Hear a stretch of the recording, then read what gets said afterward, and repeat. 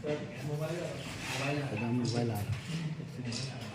प्रकार की एक सूचना प्राप्त हुई थी कि एक संदिग्ध व्यक्ति के द्वारा आधार इनेबल्ड पेमेंट सिस्टम AEPS जिसको बोलते हैं उसके माध्यम से निकासी करने का प्रयास किया जा रहा है।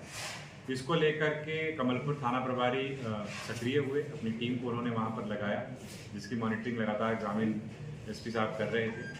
और इस संदर्भ में एक व्यक्ति वहाँ पर आया और उसने AEPS का उपयोग करने की या दुरुपयोग करने की कोशिश की। तो उस दौरान उस व्यक्ति को जब पूछताछ के लिए हिरासत में लिया गया तो उसके पास से हम लोगों को फर्जी क्लोन फिंगरप्रिंट 13 पीस बरामद हुए। बेसिकली अगर आधार इनेबल्ड पेमेंट सिस्टम की बात करें तो आधार जो कि फिंगरप्रिंट इनेबल्ड होता है वो उसके पास में 13 की संख्या में फर्जी क्लोन्ड फिंगरप्रिंट हम लोगों को बरामद हुए। 11 व्यक्तियों का आधार विवरणी उसके पास से मिली और 3460 रुपये भी उसके पास से बरामद किए गए। यह व्यक्ति जो है वह नवादा जिले का रहने वाला है, राजा कुमार इसका नाम है।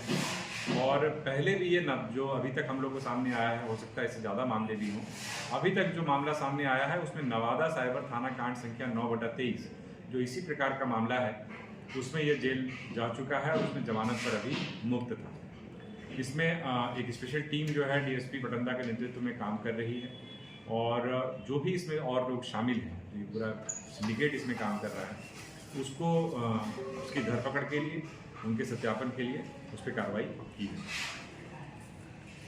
देखिए, जब भी पैसे की निकासी के लिए हम किसी मशीन का उपयोग करते हैं, चाहे वो आधार इनेबल्ड पेमेंट सिस्टम का यूज़ कर रहे हों प्रज्ञा केंद्र या किसी अन्य स्थान पर, या बैंक्स में ATM का यूज़ कर रहे हैं, तो इस बात की जो भी उपयोग करता है उसको इस बात की तसल्ली करनी चाहिए कि वहाँ पर किसी अन्य प्रकार का गैजेट तो वहाँ पर नहीं लगा हुआ। क्योंकि कुछ एक मामले इस प्रकार के भी आए हैं जब व्यक्ति पैसे निकालने के लिए जाता है तो जो अपने ATM कार्ड का या फिंगरप्रिंट का यूज़ करता है तो पहले से ही वहाँ पर स्कीमर जैसी कोई चीज़ लगा करके रखते हैं। कतिपय मामलों में ऐसा सामने आया है और उसके माध्यम से जो एक तरीके से डेटा ट्रांसफ़र कर लिया जाता है या फिंगरप्रिंट क्लोन कर लिया जाता है।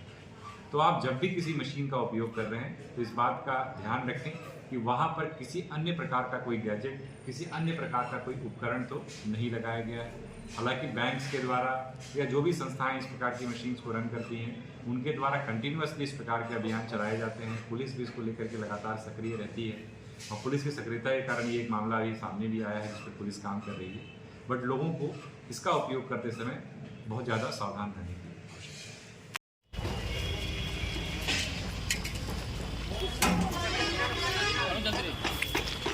कहाँ है?